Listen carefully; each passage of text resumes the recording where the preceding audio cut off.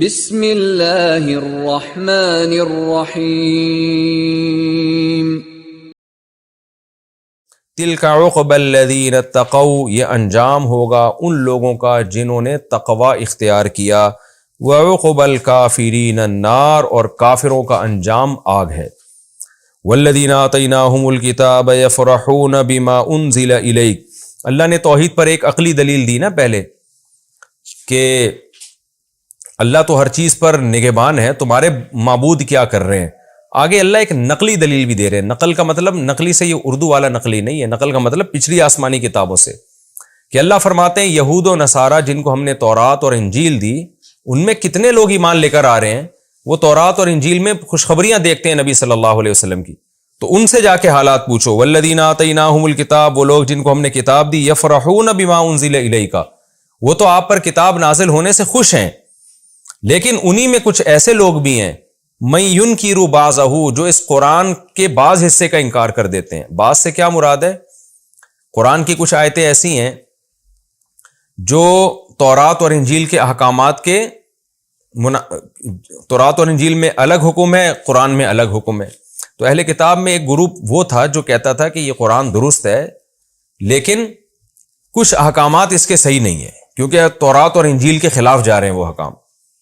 حالانکہ اصولی طور پر مسئلہ یہ تھا کہ اللہ تعالیٰ نے کچھ احکام یہودیوں کو تورات میں دیے، پھر زمانے کے بدلنے سے انجیل میں ان کو تبدیل کر دیا، پھر قرآن میں بھی ان کو تبدیل کر دیا۔ وہ فروعی احکام تھے، عقیدے تورات، انجیل اور قرآن کے سیم ہیں، جیسے کہ آگے آ رہا ہے۔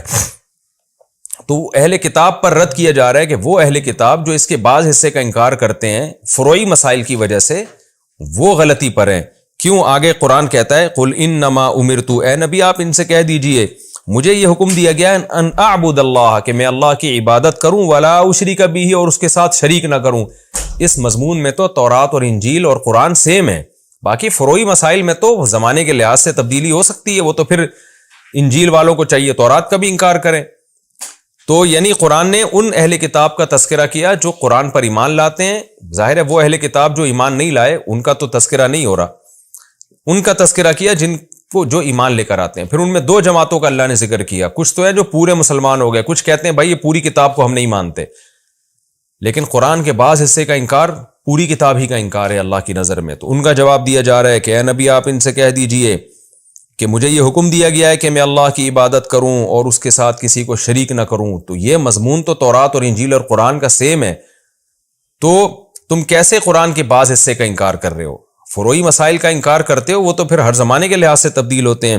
الیہ ادعو، میں اسی اللہ ہی کی طرف لوگوں کو بلاتا ہوں اور اسی کی طرف مجھے لوٹ کر جانا ہے۔ تو اس سے یہ بھی پتہ چلا کہ توحید کے ساتھ تورات اور انجیل اور قرآن کا اتفاق اس پر بھی ہے کہ میدان حشر قائم ہوگا، ہم سب نے اللہ کی طرف لوٹ کر جانا ہے۔ وَكَذَلِكَ أَنزَلْنَاهُ حُكْمًا عَرَبِيًّا، اس طرح ہم نے اس عربی حکم کو نازل کیا، آرڈرز کو نازل کیا عربی میں، جیسے ہم نے تورات اور انجیل کو نازل کیا نا، تو ہم نے قرآن بھی اسی طرح ہم نے نازل کیا ہے۔ وَلَئِنِ اتَّبَعْتَ أَهْوَاءَهُمْ، اور اے نبی اگر آپ نے ان کی خواہشات کو فالو کیا۔ وہ خواہشات کیا تھیں؟ بعض اہل کتاب کہتے تھے آپ قرآن میں کچھ تبدیلی کر لیں جو بالکل انجیل اور تورات کے مطابق بنا دیں تو پھر ہم اس پر بھی ایمان لے آئیں گے۔ تو قرآن کہہ رہا نا نا نا نا نا، اے نبی اگر آپ نے ان کی خواہشات کی اتباع کی، بعد ما جاءک من العلم، بعد اس کے کہ آپ کے پاس علم آ چکا ہے، ما لک من اللہ من ولی ولا واق، تو اے نبی آپ کے لیے نہ کوئی اللہ کی طرف سے دوست ہوگا جو آپ کی مدد کرے، اور نہ کوئی واقی سے ہے یہ نا بچانے والا۔